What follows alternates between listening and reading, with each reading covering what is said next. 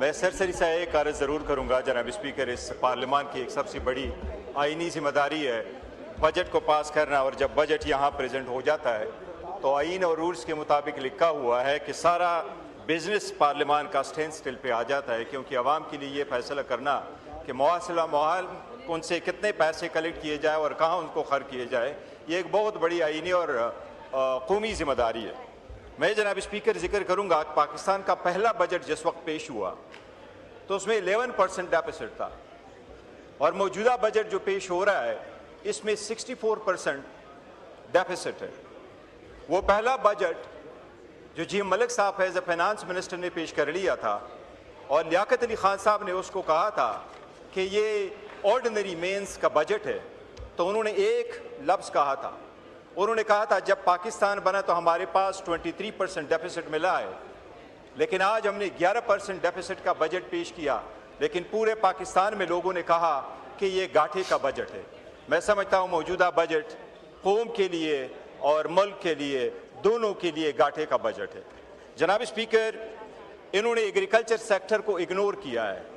Sri Lanka episode, अल्लाह ना करे बस श्रीलंकन एपिसोड चल पड़ेगा, ये ट्रेलर श्रीलंकन एपिसोड का आ जाएगा। श्रीलंका में सबसे पहले आपका एग्रीकल्चर सेक्टर और लार्ज स्केल मैन्युफैक्चरिंग ड्रॉप हो गया था, जिसकी वजह से उनकी बैंकरप्सी आ गई थी। जनाब स्पीकर, लास्ट टाइम जब बजट पेश हो रहा था तो हुकूमत ने बड़े बुलंद दावे किए थे कि हम रिफॉर्म भी करेंगे और प्राइवेटाइज भी करेंगे। एक भी स्टेट ओन एंटिटी एक भी प्राइवेटाइज नहीं हो सकी जनाब स्पीकर। हमें एक अंदाज़ा ज़रूर करना होगा जनाब स्पीकर, और वो ये कि हमने अपने रिसोर्सेज सिर्फ बढ़ाने नहीं है, और सिर्फ रिसोर्सेज बढ़ाने से नहीं काम चलता। दुनिया का कोई भी मुल्क नहीं है सिवाय नॉर्वे के जहां सरप्लस बजट पेश किए जाते हैं। ऑलमोस्ट इवन सारे अरब कंट्रीज़ में भी almost near to balance budget पेश होते हैं, लेकिन जनाब स्पीकर रिसोर्सेज को बचाना भी होगा। इस हुकूमत ने इनके होल जो है वो बंद करने के लिए कोई प्रपोजल नहीं दिए, रिफॉर्म्स लाने के लिए इसमें कोई प्रपोजल नहीं है।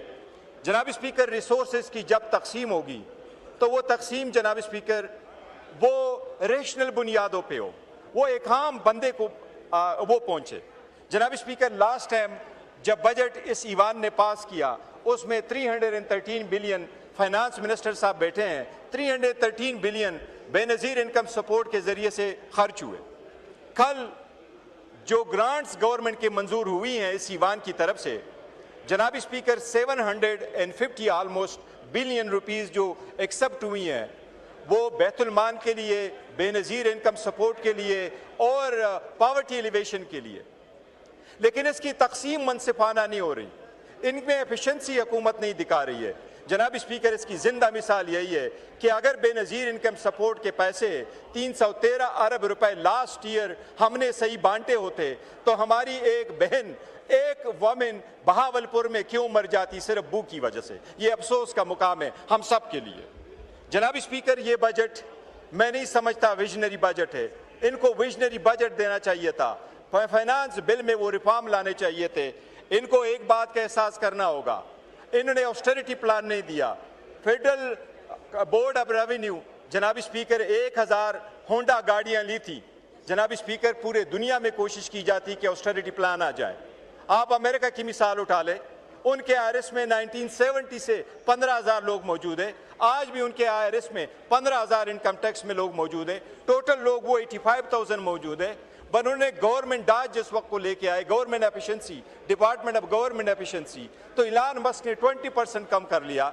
जनाब स्पीकर, इंडिया हमारे से 5 गुना बड़ा मुल्क है, उनमें इतने लोग नहीं अप्लाई करते जिस तरीके हमारे साथ, उसमें डायरेक्टरेट हमने रखे हुए हैं, और इसमें आप जनाब स्पीकर ऑडिटर भी ले रहे। मैं समझता हूँ रिसोर्सेज की मुनसिफाना तकसीम न होने की वजह से ये घाटे का बजट है। थैंक यू जनाब स्पीकर।